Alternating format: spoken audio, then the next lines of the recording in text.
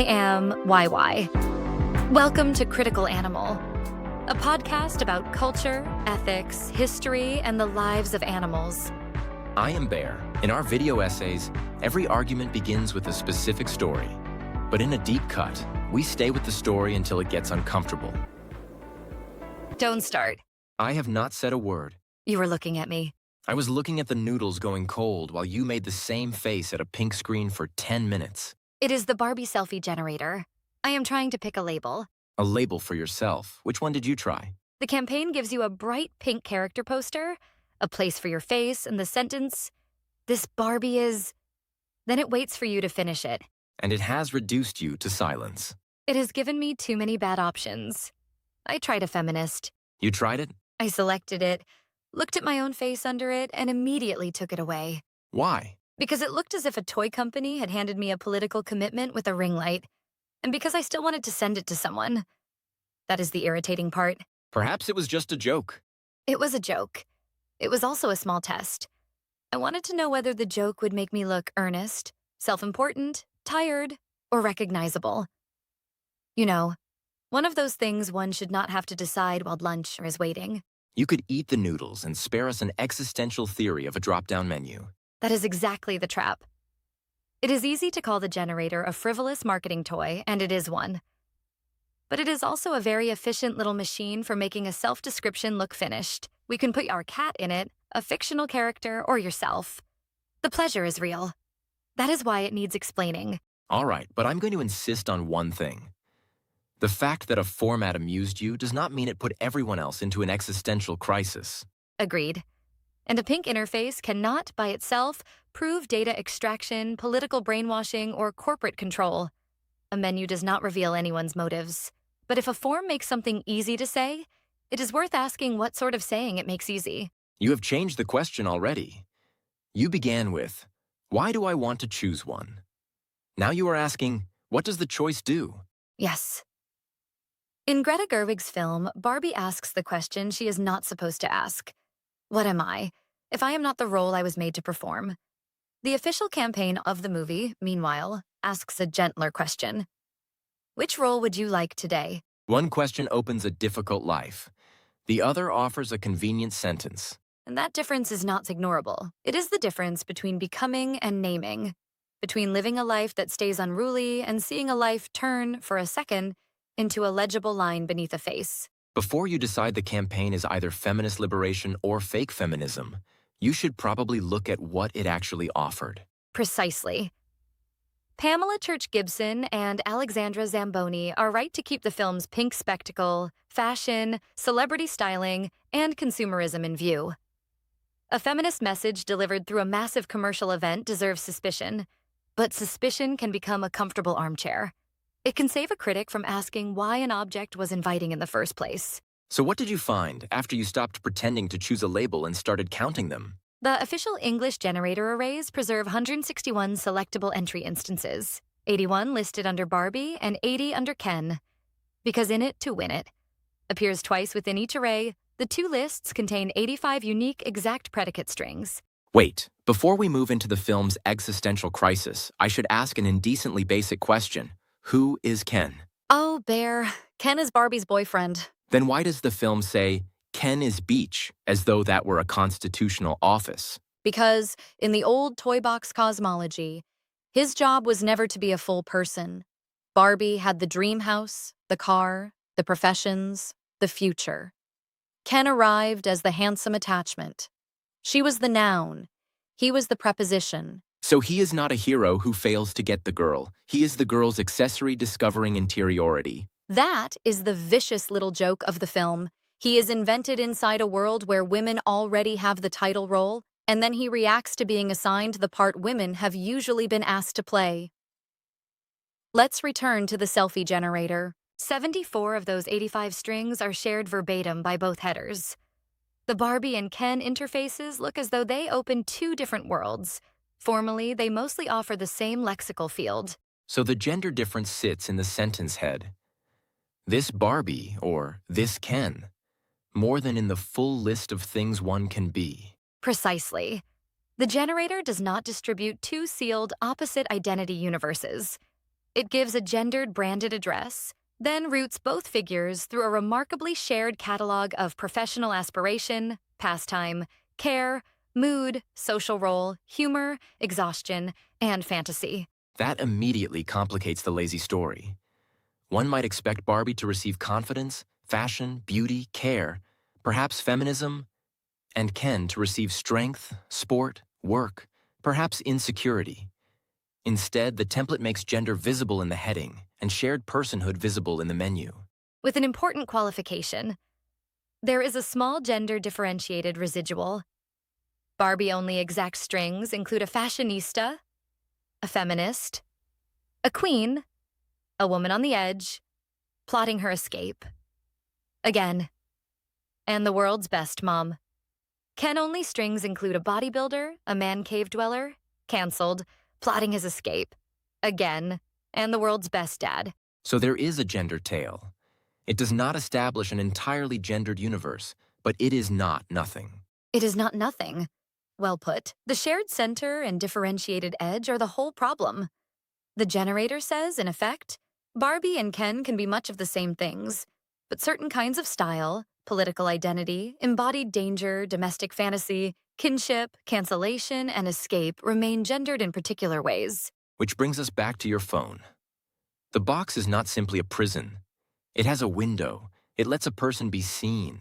It lets a person play. It even lets a person write. But it also has a printed label, a branded color, a fixed shape, and a name above the head. The question is not whether a box can ever be fun. It plainly can.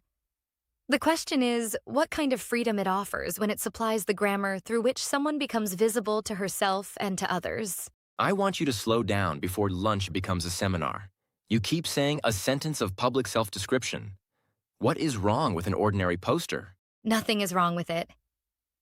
An ordinary poster represents a character. Here is Barbie. Here is Ken. Here is Dr. Barbie. Here is President Barbie. Here is someone for you to look at. The generator changes the relation. It lets the viewer occupy the representational slot. So it does not merely say, look at this character. It says, come and stand inside the character grammar. Exactly. That is why the tiny word is matters. A predicate is what someone attaches to a subject in order to say what that subject is like, what it does, what it belongs to, or how it stands in the world. The generator does not ask for an essay about a life. It supplies a short, elegant visual form, a branded subject followed by a predicate. You want a grammar lesson from a pink poster? I want the grammar lesson because the poster has already done most of the work. You do not invent an image, lay out a poster, find a typeface, compose a caption, or explain the joke. The template knows how to make the statement look as if it belongs before you have decided what you mean. Which is why you kept looking at it. It offered a sentence that was nearly yours without making you write one. Yes, nearly is the important word. And that efficiency is central to Limor Schiffman's account of digital memes. Schiffman asks critics to stop imagining a meme as a single object that simply rushes through the internet like a virus. Instead, she defines a meme as a group of digital items sharing common characteristics of content, form, and/or stance. The form stays stable enough to be recognized. The variable elements invite people to change it. In the Barbie generator, the stable form is obvious. The logo, the pink field, the framing, the character header, the visual composition, the sentence structure. And the variable elements are the face and the predicate. That does not prove that every output became a meme, nor does the official archive tell us how people used the tool in practice. But it shows that the campaign was built as a high-fidelity template, recognizable before anyone has even supplied a meaning. Which suggests a small paradox. The more faithfully you follow the template, the more immediately legible your difference becomes. Exactly. You look different inside the same form. The invitation is not, make an image from nothing. It is, make this image yours without making it stop being ours. I dislike that last word. Ours? The brands. You can put your face into the frame, but the frame still gets to say where the joke begins and ends. That sounds very close to what Henry Jenkins, Sam Ford, and Joshua Green call spreadability. It is. Jenkins, Ford, and Green write that spreadability refers to the potential, both technical and cultural, for audiences to share content for their own purposes. Their argument shifts attention from passive exposure to the conditions under which media becomes easy to take up, transform, and pass along. A spreadable object usually contains a gap, something unfinished enough for a person to make it relevant to her own circumstances, but structured enough to remain readable to others. A blank line in a familiar song, a caption format, a reaction image. In this case, a face-sized hole in a Barbie poster. Exactly. But Jenkins, Ford, and Green also stop us from telling a romantic story about circulation. A form may travel because it gives people something useful to do. Signal membership, make a joke, mark an event, borrow a visual language, while still remaining bound to corporate ownership and design. Participation does not automatically dissolve the original frame. But does that actually happen? You are describing a very elegant theory of circulation.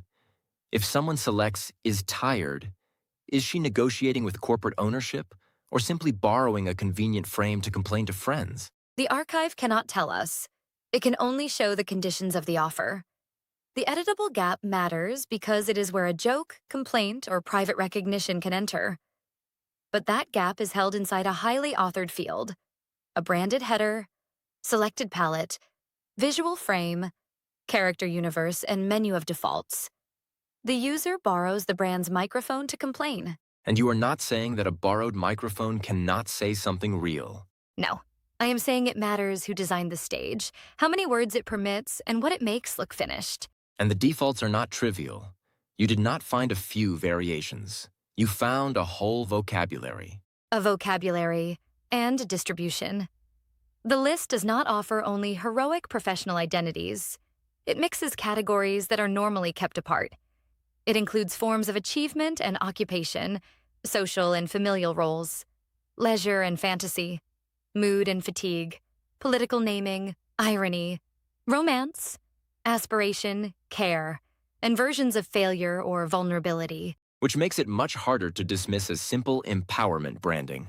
If the form only offered powerful, successful, beautiful, and winning, it would be easy to call it an aspirational menu and move on. But the archive mixes ambition with exhaustion, absurdity, political identity, care, and escape. That is a stranger offer. It means the brand has learned how to make a bad mood marketable. This Barbie is exhausted is a very different proposition from an old-fashioned Barbie advertisement. It hands fatigue back in pink. I almost agree. But hands fatigue back makes the user sound passive, and she may be using the phrase brilliantly against the brand. Sarah Bannett-Weiser helps with the pressure here. She says that the process of branding impacts the way we understand who we are, how we organize ourselves in the world, what stories we tell ourselves about ourselves. The point is not that branding erases complication. It can make complication communicable. So the campaign does not need to erase stress to sell a ticket. It needs to make stress look good in pink. Pinky stress? Yes, but I do not want to call every such moment capture. The format says your ambivalence can appear here, your humor can appear here, your political identification can appear here, your exhaustion can appear here. Then it asks all of them to appear as a short phrase after the brand's subject. This Barbie is... That is sharper. The format does not dictate the feeling. It dictates the stage direction. Exactly. Set a boundary then. The archive does not tell us whether any particular person felt captured, liberated, affectionate, cynical, or simply amused. No, it shows a formal invitation.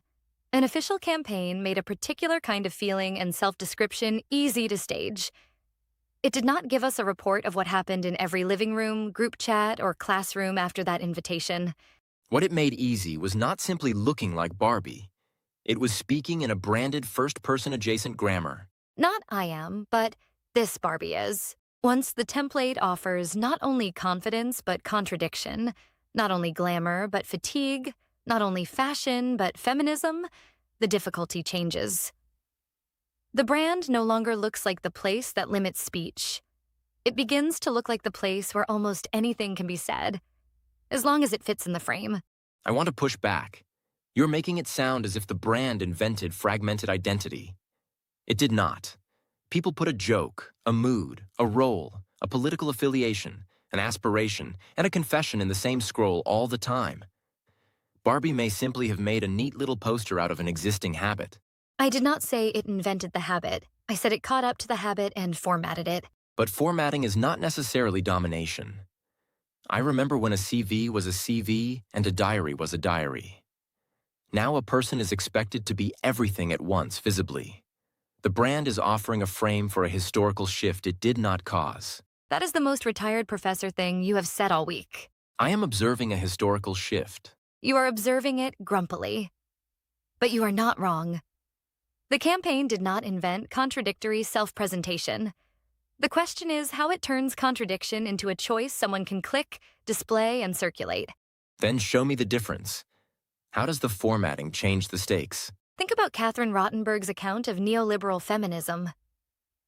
She argues that structural problems are increasingly recoded as projects of individual management. Rottenberg tracks a feminist language of choice, empowerment, balance, confidence, and self-investment that can detach itself from collective transformation.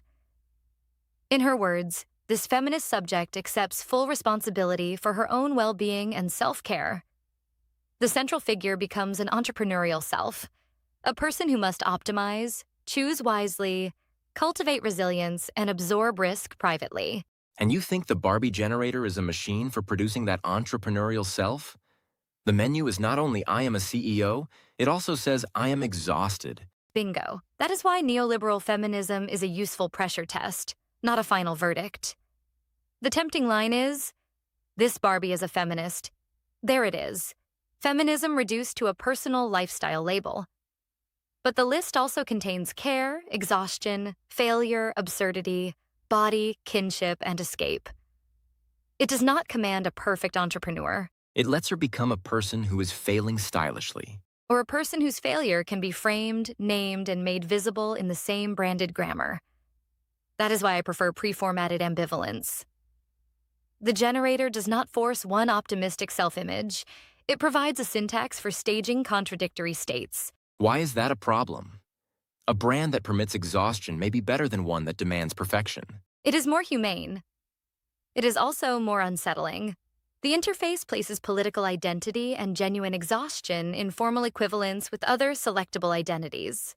A feminist arrives through the same command structure as a fashionista, a queen, a parental identity, a mood, a role, or an escape fantasy.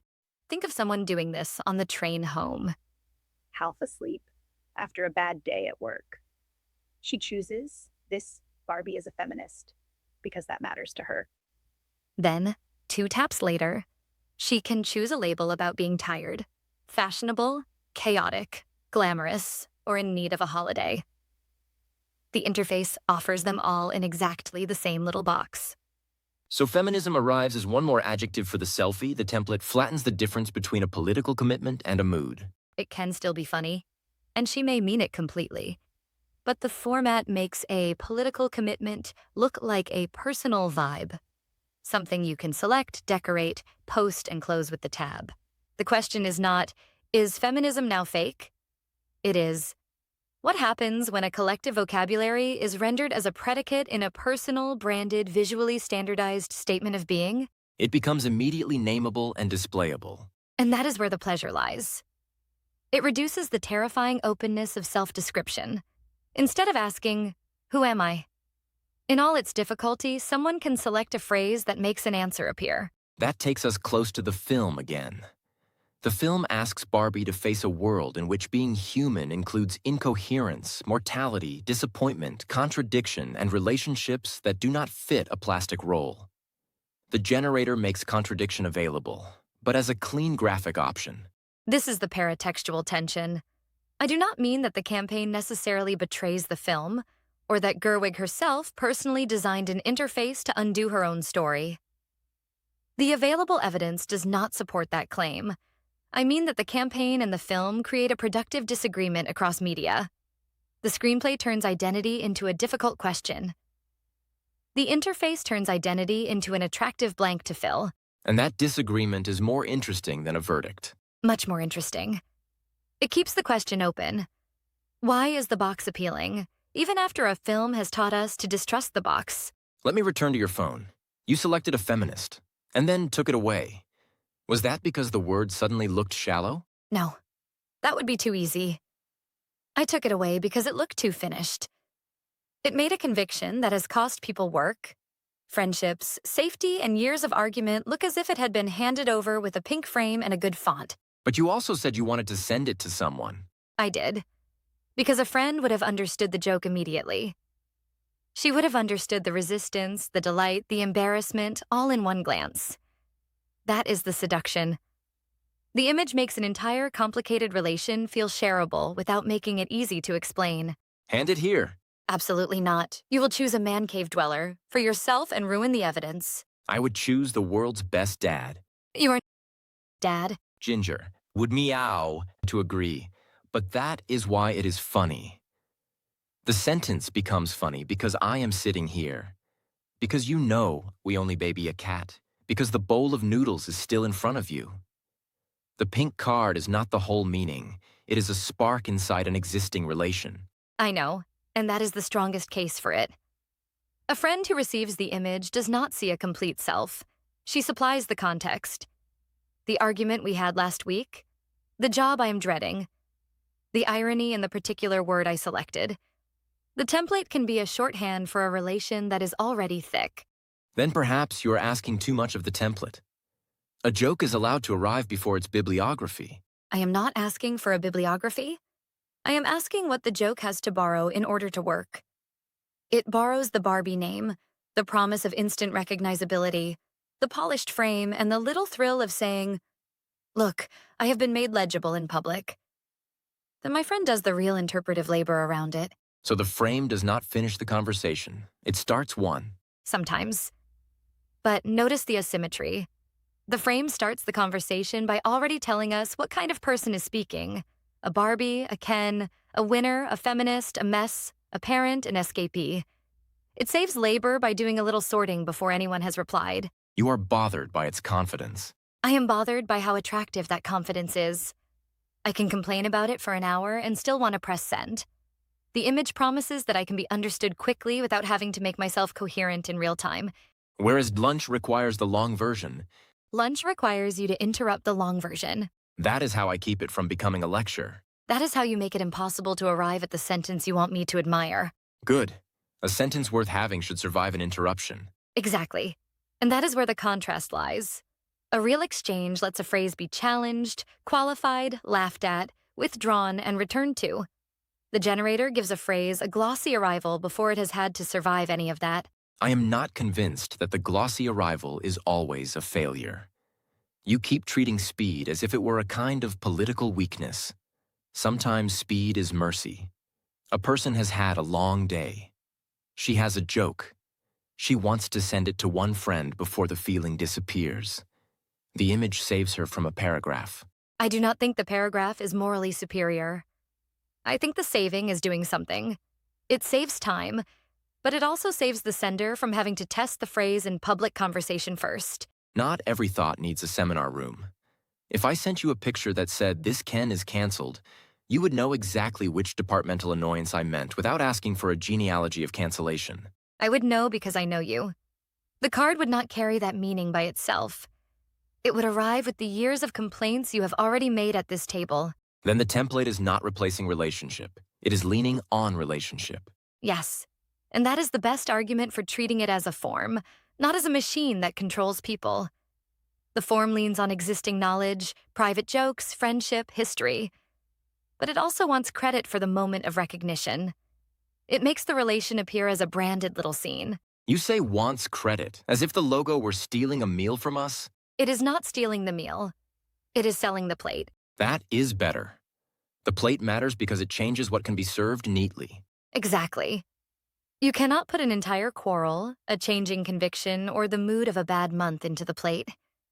You can put a phrase on it. And the plate makes the phrase look complete enough to photograph. Let me reverse the worry. Perhaps you distrust it because it makes a thing too easily shareable. But for some people, that ease may be a way into speech. A person may not have the confidence to offer an unfinished story.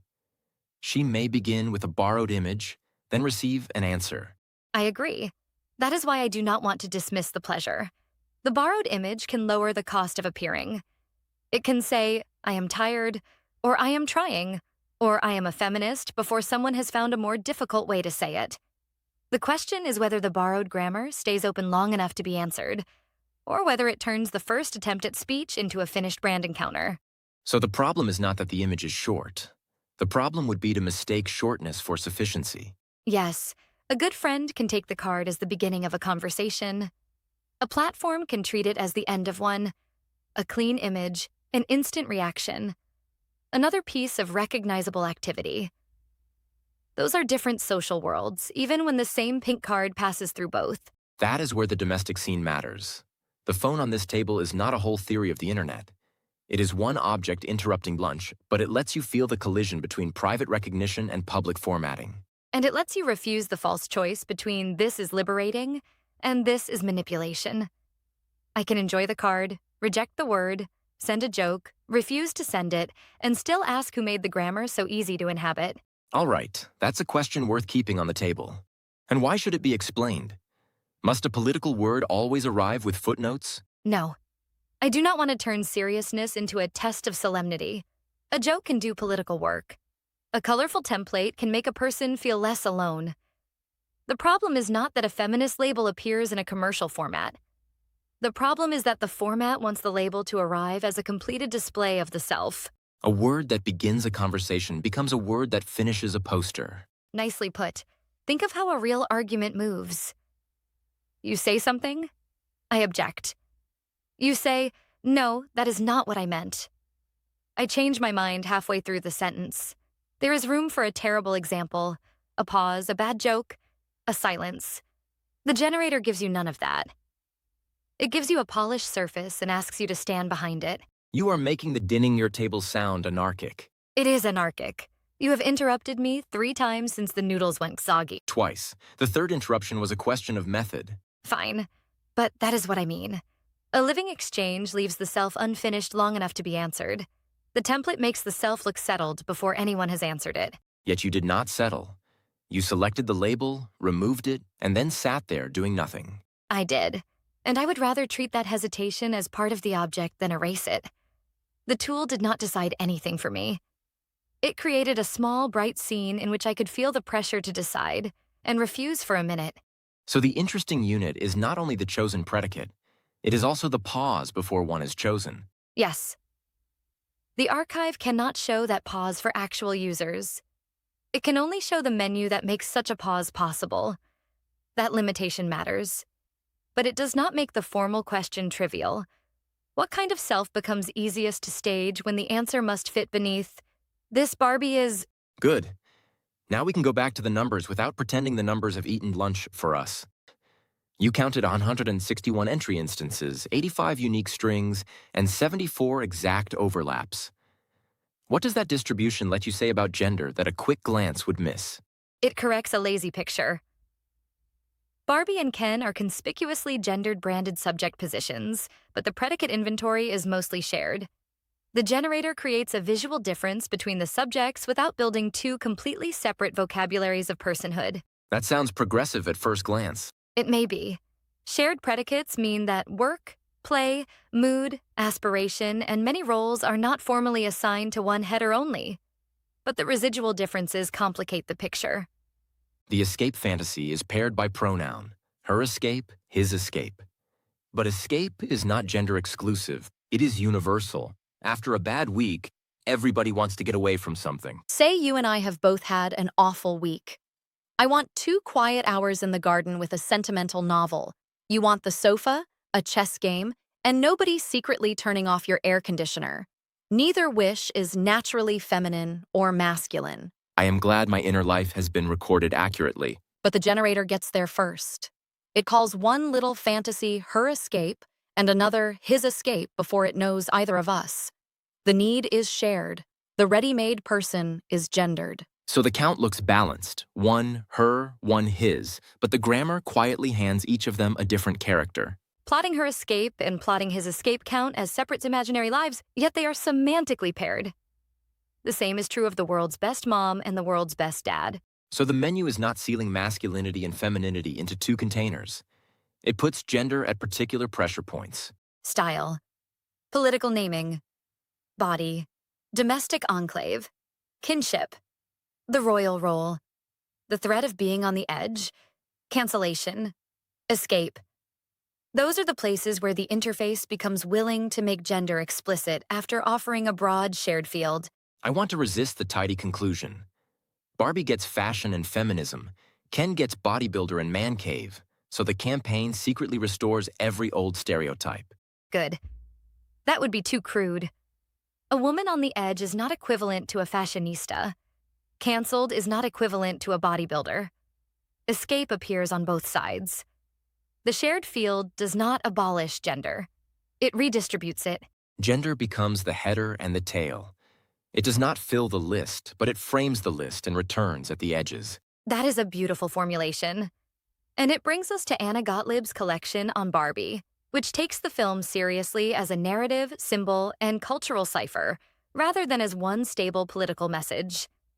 Gottlieb's volume is useful because it makes visible why Barbie is such a powerful object for this problem. Barbie can be an ideal, a joke, a commercial icon, a feminist symbol, a figure of existential anxiety, a main character, and a blank surface for projection, often at the same time. The campaign inherits that flexibility. A Barbie box has always been a little theater of possibility, a way of saying, here is a life you could imagine. But the generator adds a new technical form. It gives that theater a sentence stem. It makes the user the figure inside the box and offers a list of small identities to attach. The logic is no longer merely, buy this doll, imagine this role.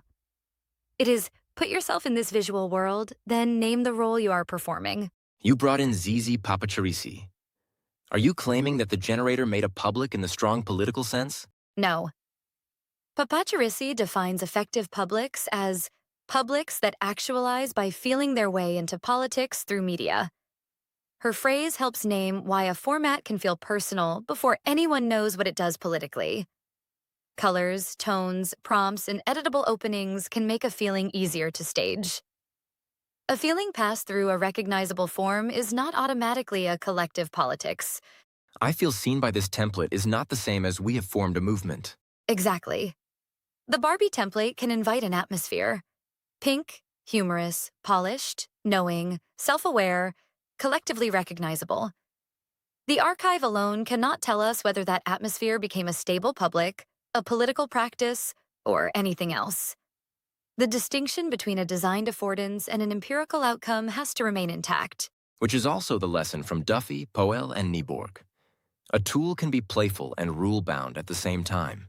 Yes, they define platform practices as the strategies, routines, experiences, and expressions of creativity, labor, and citizenship that shape cultural production through platforms. Tools configure action through defaults, permissions, and styles, but their methodological work adds a second lesson. A visible walkthrough lets a critic describe what the tool offers, not every commercial system around it. The archive shows the box. It does not disclose every warehouse, contract, metric, or invisible instruction behind the box. And that is not a weakness. It keeps criticism sharp. The visible interface is enough to analyze: a fixed visual chassis, a gendered branded header, an editable image field, and a partially pre-written predicate vocabulary. No secret mechanism needs inventing before the form can be seen governing recognizability. Governs recognizability. That may be the real phrase here. The interface does not determine what someone is. It helps determine how easily a particular statement of being can appear, look finished, and make sense to strangers. That is precisely it. And it helps explain the appeal of the box. A box is limiting. It is also a promise of presentation.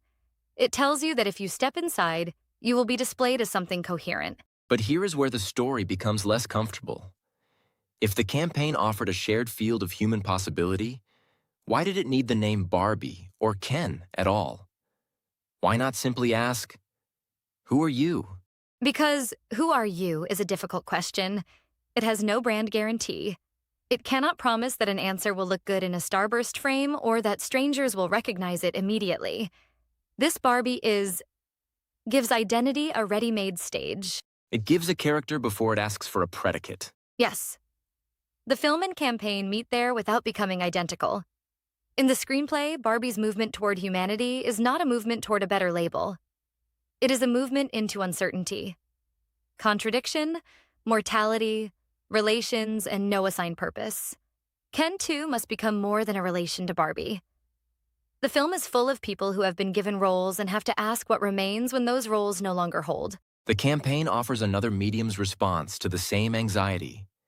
Perhaps a role need not imprison you if it is playful enough, editable enough, colorful enough. That is why I resist calling it simply cynical. A self-description tool can genuinely offer pleasure. It lets me make a joke, mark an event, borrow a visual language, try on a role, or feel briefly recognizable in a cultural moment. The editable gap is real. The play is real. But the form of the play matters. It does. The template teaches a lesson about public selfhood. An identity can be compacted into a predicate, made visually coherent, placed under a character header, and offered for circulation. It makes a self easy to read because it makes a self brief. And because it makes the self look as if it had always belonged there. This is why the campaign has value as a viral stories object without turning viral into a mystical explanation. The story is not merely that an image moved quickly. It is that a form was designed to travel by offering an answer to a small, persistent problem. How can a person become recognizable without explaining an entire life? A ready-made frame answers. You do not have to explain everything. Just tell me which sentence fits today. Which may be a relief. It may be funny, affectionate, even politically pointed. But it also means that the conditions of recognizability have been placed in someone else's grammar. The title, Barbie's 161 Ways to Name You, needs one final correction. The generator did not literally name everyone. It offered presets, and people could edit text. It did not determine a self. It made certain kinds of naming easier. Thank you. That correction matters. I am not claiming that corporate culture has taken over the human capacity to describe itself. People exceed templates constantly. They refuse them, parody them, misuse them, change their language, and create new forms. But templates still matter because they organize the first available words. They shape the path of least resistance between a private feeling and a public image. And the path of least resistance is never politically neutral. No, it is designed. It has a logo, a color palette, a subject position, default words, and a border. That border can be soft, playful, and welcoming. It remains a border. What does 87.1% shared exact predicates mean then? Progress? Disguise? Both? It is evidence of a formal gesture toward a shared vocabulary of personhood. Barbie and Ken are not offered entirely separate destinies. That matters. But the gesture happens inside a branded world where gender still appears at the level of address. If I put your picture into the generator, what would it say? This Ken is trying to eat lunch. No. This Ken is a man cave dweller. It is one of the exclusive Ken labels. My study is not a man cave. It has natural light. It has natural light and stacks of unread journals blocking the window. Those journals are a research archive. Of course they are. And that tiny argument is the point. The shared vocabulary does not abolish difference. It shows where difference has been relocated. The residual cluster of exclusive labels, like man cave, shows that the brand still relies on gendered tropes while offering a mostly shared menu. From the center of the menu to the border of the frame. Yes, contemporary brand culture no longer needs to insist that a woman can only be one thing, or that a man can only be another. It can promise plurality. It can even make plural identities beautiful. But it may still sort, display, and package that plurality through recognizable commercial types. The difference between you can be anything, and you can choose from a beautifully designed field of things I already know how to display. That was the frustration on my phone. A brand does not have to manipulate someone in order to make a template consequential. The template can be generous, funny, and genuinely useful while still making the brand the place where ambiguity becomes publicly legible. Perhaps the box feels good because it does not ask anyone to solve the whole question of who she is. It asks for one sentence. A sentence with a frame, a header, and a famous owner. You began by refusing to choose one. I did. And perhaps that is the only ending I trust. Not a verdict on Barbie, but a hesitation. When a phrase fits, does it help a person speak? Or has it already decided how that speech should look? If you want to stay with that hesitation rather than settle the verdict, the show notes hold a short reading guide. It is not academic homework. Start with the writer who changes the next thing that asks you to describe yourself. Shipman on templates. Bannett Beiser on branded stories of the self. Rottenberg on self-management.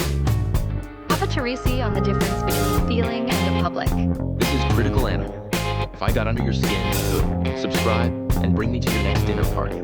See you next time.